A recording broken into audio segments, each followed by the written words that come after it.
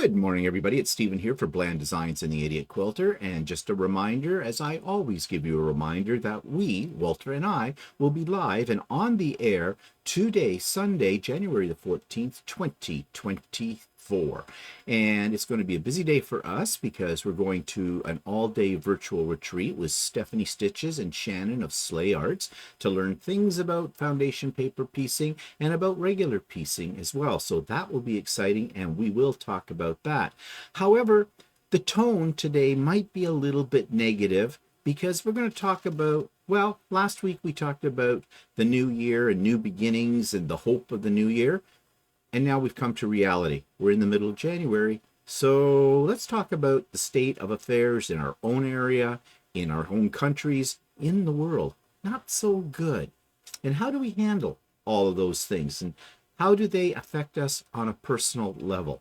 So that's the main part of our discussion today, but feel free to make suggestions during the live and ask questions and make comments that may divert us from the negative.